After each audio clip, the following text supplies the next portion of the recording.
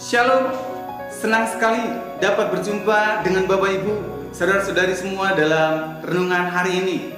Renungan firman Tuhan hari ini terambil dari Injil Lukas, pasal yang ke-17, ayat yang ke-11 sampai yang ke-19. Saya akan membacakan beberapa ayat untuk mewakili pembacaan firman Tuhan kita di hari ini. Begini bunyi firman Tuhan, ayat 15, seorang dari mereka ketika melihat bahwa ia telah sembuh, kembali sambil memuliakan Allah dengan suara nyaring, lalu tersungkur di depan kaki Yesus dan mengucap syukur kepadanya. Orang itu adalah seorang Samaria.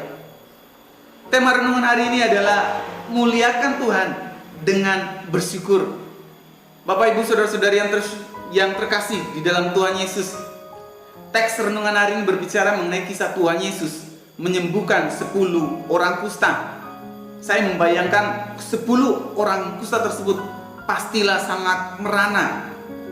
Pada zaman Yesus, penyakit kusta bukan hanya dianggap sebagai masalah medis, tetapi terlebih dari itu adalah masalah teologis. Yang artinya bahwa kusta dianggap sebagai penyakit kutukan atau tanda seseorang tidak berkenan di hadapan Allah, atau juga bisa dikatakan sedang mendapatkan hukuman dari Allah. Akibatnya, penderita kusta menjadi orang-orang yang terkucilkan. Bayangkan betapa besarnya beban fisik dan mental yang harus mereka tanggung. Ketika mereka melihat Yesus, mereka melihat secercah harapan di tengah-tengah keputusasaan mereka. Itulah yang membuat mereka berteriak, memohon kepada Yesus. Yesus, Guru, kasihanilah kami. Tuhan Yesus pun menolong mereka. Tetapi alih-alih langsung menyembuhkan mereka, Yesus meminta mereka memperlihatkan diri kepada imam-imam. 10 orang kusta tersebut percaya dan dengan taat melakukan apa yang Yesus perintahkan. Di tengah perjalanan, mereka mendapatkan kesembuhan yang mereka minta. Mereka bergembira. Tetapi hanya satu dari 10 orang kusta itu yang kembali kepada Yesus untuk mengucap syukur dan memuliakan Allah. Dan dia adalah seorang Samaria. Kepada orang Samaria ini Yesus berkata, berdirilah dan pergilah, imanmu telah menyelamatkanmu.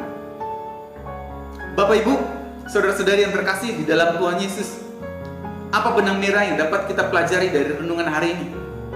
Benang merahnya adalah jangan lupa untuk bersyukur. Jangan lupa untuk berterima kasih kepada Tuhan Yesus, baik duka maupun dalam sukacita. Kisah ini mengingatkan kita bahwa meskipun ucapan syukur ataupun ucapan terima kasih terlihat sepele, hal tersebut seringkali terlupakan. Mudah bagi kita untuk mengingat Tuhan ketika kita sedang susah untuk memohon pertolongannya. Namun saat Tuhan sudah menolong dan menjawab doa-doa kita, itu sulit sekali untuk kita ingat dan kita mensyukuri apa yang sudah Tuhan berikan bagi kita.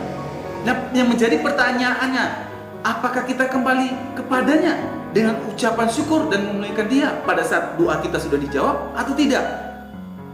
Bapak Ibu, saudara-saudari yang terkasih di dalam Tuhan, mengingat Allah dalam kesesakan dan memohon pertolongannya adalah langkah iman yang patut dilakukan oleh setiap orang percaya.